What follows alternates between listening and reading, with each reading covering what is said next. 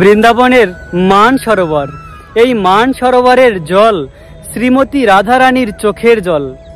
রাধারানী সখীদের নিয়ে প্রতিদিন সেবাকুঞ্জে যেত কৃষ্ণের সেবা করার জন্য। প্রতিদিন রাধারানী এবং সখীরা আগে গিয়ে অপেক্ষা করত কৃষ্ণের জন্য। কৃষ্ণ লেট করে আসতো। তো একদিন কি হলো, একদিন কৃষ্ণ সময় মতন চলে এসেছে আর রাধারানী একটু লেট করে এসেছে। সেদিন রাধারানী একটু পরে এসে দূর থেকে দেখছিল অলরেডি সেবাকুঞ্জে কৃষ্ণের লীলা শুরু হয়ে গিয়েছে। তখন রাধারানী মনে খুব কষ্ট পেয়েছে, ব্যথা পেয়েছে যে আমাকে ছাড়াই কৃষ্ণ তার লীলা শুরু করে দিয়েছে। তখন রাধারানী মনের কষ্টে মান করে এসে এই মান সরোবরের এই স্থানে রাধারানী কান্না করেছিল। আর রাধারানীর চোখের জলে এই সরোবর। রাধা মেরি स्वामिनी और मैं राधे को दास, जन्मो जन्मो मोहे दीजियो श्री বৃন্দাবন ধামবাস। রাধে রাধে। এই সেই বৃন্দাবনের মান সরোবর। এই মান সরোবরের জল শ্রীমতী রাধারানীর চোখের জল। প্রিয় ভক্ত, আজকের ভিডিওতে আমরা দর্শন করব মান সরোবরকে এবং এখানকার লীলা কথা শ্রবণ করব। শ্রীমতী রাধারানী একবার মান করেছিল, মান করে এই স্থানে এসে কান্না করেছিল। আর রাধারানীর চোখের জলে এই সরোবর, অতি পবিত্র বৃন্দাবনের এই সরোবর। এখানে রয়েছে অনেক দিব্য লীলা, সেই লীলা আমরা শ্রবণ করব। রাধারানী সখীদের নিয়ে প্রতিদিন সেবাকুঞ্জে যেত ভগবান কৃষ্ণের সেবা করার জন্য, কৃষ্ণের সঙ্গে দেখা করার জন্য। তো কৃষ্ণ প্রতিদিন লেট করে আসতো, রাধারানী সখীরা আগেই চলে আসতো। তো একদিন কি হলো, কৃষ্ণ আগে চলে এসেছিল আর রাধারানী একটু লেট করে এসেছিল। সেই দিন রাধারানী এসে দূর থেকেই দেখছিল যে কৃষ্ণের লীলা অলরেডি শুরু হয়ে গিয়েছে। তখন রাধারানী মান করেছিল, রাধারানী মান করে এই স্থানে চলে এসেছিল। রাধারানী ভাবলো আমাকে আর কি দরকার, কৃষ্ণ আমাকে ছাড়াই তার লীলা শুরু করে দিয়েছে। তাই রাধারানী মান করে এই স্থানে চলে এসেছিল। রাধারানী প্রতিদিন নিজেকে খুব সুন্দর সাজাতো কৃষ্ণকে আনন্দ প্রদান করার জন্য। বৃন্দাবনের ব্রজ গোপিকারা নিজেদের শৃঙ্গার করত ভগবান কৃষ্ণের আনন্দ বিধানের জন্য, কৃষ্ণর ভালো লাগবে তাই। তো রাধারানী রাগ করে তার সমস্ত শৃঙ্গার খুলে ফেলেছে। শৃঙ্গার খুলে যমুনাকে পার করে এই মান সরোবরে এসে রাধারানী কান্না করেছিল। আর রাধারানীর চোখের জলে এই সরোবর। বৃন্দাবনের এই স্থানটি অতি পবিত্র, কেননা এই স্থানের জল শ্রীমতী রাধারানীর চোখের জল। অবশেষে শ্যামসুন্দর কৃষ্ণ বুঝতে পারল যে শ্রীমতী রাধারানী মান করেছে। তাই তো কৃষ্ণ রাধারানীকে খুঁজে খুঁজে এই স্থানে পেয়েছে। এই স্থানে এসে রাধারানীর কাছে ক্ষমা ভিক্ষা করেছে।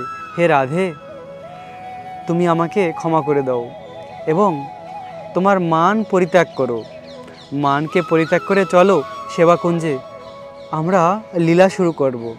হে রাধে, তোমাকে ছাড়া লীলায় কোনো আনন্দ আসে না আমার, তুমি চলো। তো রাধারানী কোনোভাবেই কৃষ্ণের কথা শুনছিল না, রাধারানী মান করে বসেছিল।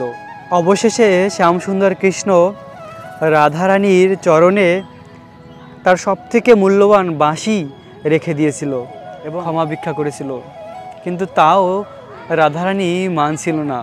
তারপরে কৃষ্ণ রাধারানীর বিরহে কান্না করেছিল।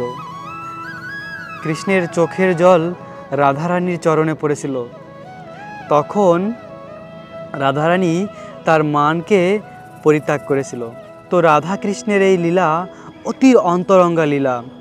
কেউ ভাবতে পারে কৃষ্ণ তো স্বয়ং ভগবান, ভগবান হয়ে কি করে রাধারানীর জন্য কান্না করেছে, তার চোখের জল রাধারানীর চরণে পড়েছে। আসলে রাধা কৃষ্ণ একটি আত্মা দুটি দেহ ধারণ করে লীলা করার জন্য। ভগবান কৃষ্ণের আহ্লাদিনী শক্তি শ্রীমতী রাধারানী, কৃষ্ণের বাম অঙ্গ থেকে প্রকাশ হয়েছে। রাধা কৃষ্ণের মধ্যে কোনো ভেদ নেই। তাই তো রাধারানীর কাছে কৃষ্ণ কখনো ক্ষমা ভিক্ষা করে, কখনো রাধারানী কৃষ্ণের কাছে ক্ষমা ভিক্ষা করে। এভাবে মান অভিমানের লীলা বৃন্দাবনে রয়েছে। তো ভগবান কৃষ্ণের এই মান অভিমান এই সংসারের মতন নয়, এটি হলো সম্পূর্ণ চিন্ময়। রাধারানী যা কিছু করে কৃষ্ণকে আনন্দ প্রদান করার জন্য। কখনো কখনো তারা মান অভিমান করে, এর মাধ্যমে তাদের ভালোবাসা আরও বৃদ্ধি পায়। তো এভাবে কৃষ্ণ রাধারানীকে খুব ভালোবাসে, আর রাধারানী কৃষ্ণকে খুব ভালোবাসে। তাদের এই লীলা হলো চিন্ময়, কেননা কৃষ্ণ হলো পরম পুরুষোত্তম। কৃষ্ণের থেকেই সব কিছু প্রকাশ। এই সংসারের মতন ভগবান কৃষ্ণের প্রেম নয়। ভগবান কৃষ্ণের প্রেম হলো পরম বিশুদ্ধ, কেননা কৃষ্ণ হলো আত্মারাম। কৃষ্ণের আনন্দ পাওয়ার জন্য অন্য কারোর প্রয়োজন হয় না। আমরা যদি আনন্দ পেতে চাই তাহলে অন্য কারোর মাধ্যমে আনন্দ পেয়ে থাকি, কিন্তু ভগবান হচ্ছে সরাট, স্বতন্ত্র এবং আত্মারাম। তাই তো ভগবান কৃষ্ণের মনে যখন আনন্দ পাবার ইচ্ছা হয় এবং লীলাবিলাস করার ইচ্ছা হয়, তখন কৃষ্ণ নিজেকে প্রকাশ করে, নিজেকে বিভিন্ন রূপে বিস্তার করে। যেমন আমরা জীবাত্মা, আমরা হলাম ভগবানেরই অংশ, ভগবানের তটস্থা শক্তি। আর রাধারানী আর গোপিকারা হলো কৃষ্ণের অন্তরঙ্গা শক্তি। কৃষ্ণের নিজের শরীর থেকে প্রকাশ করেছে রাধারানী আর গোপিকাদের তার এই ব্রজলীলা বিলাস করার জন্য। কৃষ্ণের এই লীলা বৃন্দাবনের সবথেকে উন্নত, সবথেকে মধুর। এবং সেই 5000 বছর আগে ভগবান কৃষ্ণ বৃন্দাবনের এই ভূমিতে এরকম প্রেমময়ী লীলা করেছে, আজও সেই স্থান রয়েছে। ভগবান কৃষ্ণ পরম দয়ালু। কৃষ্ণ ব্রহ্মার একদিনে এই সংসারে একবার এসে তার এই ব্রজলীলা করে এবং এই লীলাভূমিকে আমাদের জন্য রেখে যায়। ভগবান কৃষ্ণ এই ভূমিতে এরকম লীলা করেছে বলেই আজ আমরা এই পবিত্র ভূমিকে দর্শন করতে পারছি। প্রিয় ভক্ত, এই স্থানকে বলা হয় রাধারানী মন্দির। অতি পবিত্র বৃন্দাবনের এই স্থানটি মানসরোবর, কেননা এই মানসরোবরে রাধাকৃষ্ণের অনেক প্রেমময়ী লীলা রয়েছে। এই স্থানে আরেকটি মধুর লীলা রয়েছে। মহাদেব শিবশঙ্কর ভগবান কৃষ্ণের অনন্য ভক্ত। মহাদেব একবার বৃন্দাবনের রাসলীলাকে দর্শন করার জন্য এসেছিল, কেননা কৃষ্ণের রাসলীলা হলো সবথেকে মনোহর। তাই তো মহাদেব চেয়েছিল কৃষ্ণের রাসলীলায় প্রবেশ করার জন্য, কিন্তু রাসলীলায় প্রবেশ করতে হলে গোপিকাদের শরীর প্রাপ্ত হতে হয়।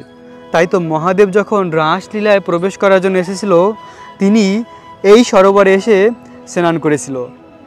মহাদেব এই মান সরোবরে স্নান করে গোপী হয়ে গিয়েছিল, গোপী হয়ে রাসলীলায় প্রবেশ করেছিল।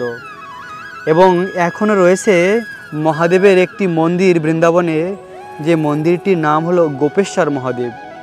মহাদেব গোপী হয়ে গিয়েছিল, গোপী রূপ ধারণ করে বৃন্দাবনের কৃষ্ণের রাসলীলায় প্রবেশ করেছিল। মহাদেব হলো শুদ্ধ ভক্ত। যারা ভগবানের শুদ্ধ ভক্ত তারাই শুধু রাসলীলায় প্রবেশ করতে পারে। তাই মহাদেব হলো ভগবানের শুদ্ধ ভক্ত। তাই তিনি এভাবে গোপীর শরীর ধারণ করে কৃষ্ণের মধুর রাসলীলায় প্রবেশ করেছিল। এবং নারদমণিও একবার এসেছিল। নারদমণিও হলো ভগবানের শুদ্ধ ভক্ত। তিনিও রাসলীলায় প্রবেশ করার জন্য এসেছিল। তিনি কুসুম সরোবরে স্নান করে গোপী হয়ে গিয়েছিল, তিনিও রাসলীলায় প্রবেশ করেছিল। তো ভগবান কৃষ্ণের এই ব্রজ বৃন্দাবনের লীলা সর্বমনোহর, সকলের চিত্তকে আকর্ষণ করে, সকলের মনকে হরণ করে কৃষ্ণ তার এই মধুর বৃন্দাবন লীলার মাধ্যমে। বৃন্দাবনের এই পুরো 84 কোষ অতি পবিত্র, আর প্রতিটি জায়গায় রয়েছে ভগবান কৃষ্ণের মধুর লীলা। বৃন্দাবনে 12টি মুখ্য বন রয়েছে এবং হাজার হাজার উপবন রয়েছে, এবং ভগবান কৃষ্ণ এক একটি বনে গিয়ে অনেক লীলা করেছে। অনেক স্থান রয়েছে বৃন্দাবনে যে স্থানে ভগবান কৃষ্ণ অনেক লীলা করেছে। তো এই স্থানটি হলো অতি পবিত্র। ভগবান কৃষ্ণের এরকম মধুর লীলা এই স্থানে হয়েছে। রাধা কৃষ্ণের চোখের জলে এই সরোবর। তো এখন আমরা এই সরোবরের জলকে স্পর্শ করব এবং মাথায় লাগাবো। প্রিয় ভক্ত, আপনাদের সকলের উদ্দেশ্যেও এই জলকে আমি অর্পণ করব। চলুন প্রিয় ভক্ত, আমরা স্পর্শ করি এই অতি পবিত্র জলকে। দেখুন, এই জল স্বয়ং শ্রীমতী রাধারানীর চোখের জল।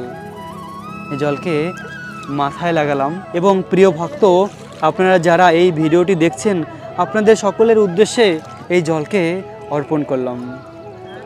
জয় শ্রী রাধে, জয় শ্রী রাধে। রাধারানীর চোখের জল অতি পবিত্র। আহা হা হা। ব্রহ্মাণ্ডের সবথেকে শ্রেষ্ঠ স্থান বৃন্দাবন, আর এই বৃন্দাবনের সমস্ত স্থানে রয়েছে রাধা কৃষ্ণের লীলায় ভরপুর। অতি আনন্দ লাভ করা যায় বৃন্দাবনের রাধা কৃষ্ণের এই লীলা ভূমিকে দর্শন করে। কত পবিত্র এই ভূমি, যে ভূমিতে পরম পুরুষোত্তম ভগবান শ্রীকৃষ্ণ তার প্রেমময়ী লীলা করেছে। একবার ভেবে দেখুন প্রিয় ভক্ত, ভগবান কত ভক্তবৎসল। যে ভগবান কৃষ্ণকে যমরাজ ভয় পায়, 33 কোটি ডেমিগড যারা ভয় পায়, ব্রহ্মা শিব যে কৃষ্ণের আরাধনা করে, সেই কৃষ্ণ তার ভক্তের জন্য নিজেকে বিক্রি করে দেয়। ভগবান ভক্তের কাছে একদম কোমল, আর যারা ভক্তি না করে, অভক্ত, তাদের জন্য ভগবান অনেক কঠিন যম রূপে তাদের কাছে প্রকাশিত হয়।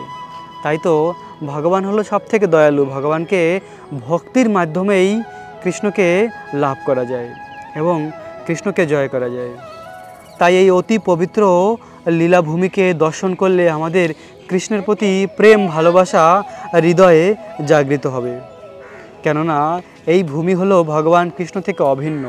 তাই তো প্রিয় ভক্ত, এই পবিত্র মান সরোবরকে দর্শন করুন আর প্রার্থনা করুন রাধারানীর চরণে। রাধারানীর চরণে প্রার্থনা করুন, হে রাধে, হে কিশোরীজি, আমাদেরকেও বৃন্দাবন ধাম প্রাপ্ত হওয়ার দুর্লভ সুযোগ দিন। রাধারানীর চরণে প্রার্থনা করলে রাধারানী অবশ্যই আমাদের বৃন্দাবন ধাম দান করবে। এই বৃন্দাবন ধামে বসবাস করার কৃপা লাভ করতে পারবো আমরা। প্রিয় ভক্ত, এভাবে আমরা দর্শন করব বৃন্দাবনের অতি পবিত্র স্থানগুলিকে, যে স্থানে ভগবান কৃষ্ণ তার মাধুর্যমণ্ডিত লীলা করেছে। আজকের ভিডিও এখানেই সমাপ্ত করব। দেখা হবে আগামী ভিডিওতে। রাখবেন নিজেদের অনেক যত্ন এবং থাকবেন কৃষ্ণ ভাবনাময়। রাধে রাধে।